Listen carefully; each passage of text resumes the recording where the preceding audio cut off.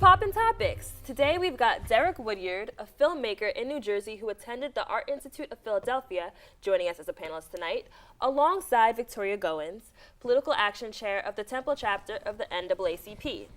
So Moonlight is a film that gives an authentic portrayal of a gay black man coming to terms with his identity throughout his life. With this movie winning the award for Best Film at the Oscars this year, it seems the Academy is trying to become more inclusive. Additionally, Fences and Hidden Figures received recognition as well. So what do you guys think the future holds for black cinema? Derek? Hopefully in the future we won't have to necessarily categorize it as black cinema. That would be, the idealistic place to go. But, with the inclusion of more films, at the Oscars, hopefully, we'll be able to reach out of that realm and just be seen as filmmakers. That's what I would like to see. Yeah. I'm super excited about the direction that black film is taking. Especially, I feel like we're kind of at the beginning of a black media renaissance, almost, if you will. And I think that at this point, I kind of agree with Derek when he's saying that I'm kind of ready for us to just, instead of having black stories, for us to just have our stories, and for those stories to be good enough, as opposed to a black film championing some black issue. Okay, so Kendrick's music video for his single Humble recently went viral, stirring up a lot of conversation from listeners. One line in particular that had a lot of people talking: "I'm so sick and tired of the Photoshop. Show me something natural like Afro on Richard Pryor. Show me something natural like a butt with some stretch marks." So I want to know what your take on these lyrics are. Did it make you feel some type of way? I actually liked what Kendrick said. It's good to see like an artist, I guess, praising black women, and I think that's what I liked about it. And a lot of artists now, they just talk about like drugs or girls that really don't look real anymore. So it was nice to see like an artist, especially like a black male, like uplifting like black females. It's good. Okay. I'm interested to hear a guy's take on this. So what'd you think? I mean, I definitely agree with Diamond. I don't necessarily think it was controversial, if you know what I mean. Like, he's empowering kind of the natural look.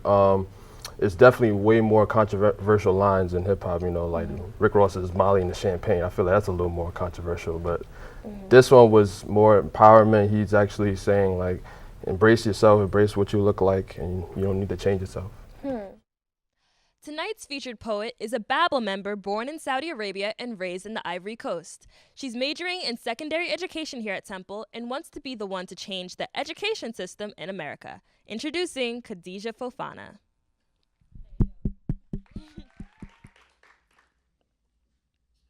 There are days when the fighting is too much.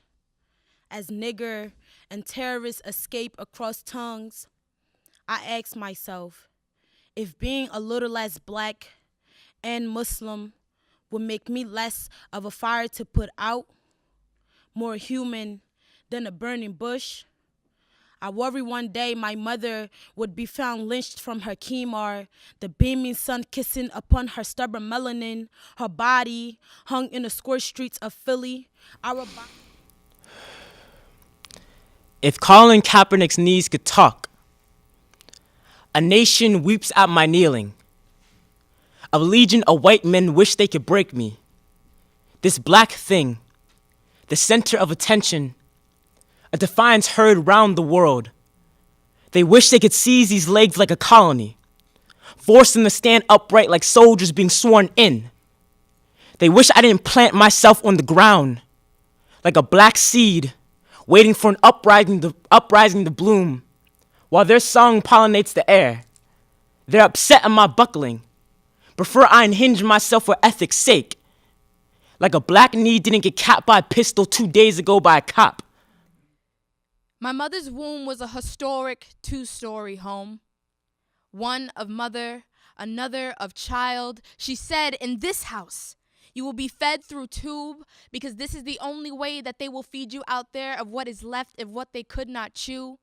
She said, in this house, we will play dress up as if it was Halloween because out there we must look like them, sound like them, and that is the only way to get the sweets out of life, even if it creates a terror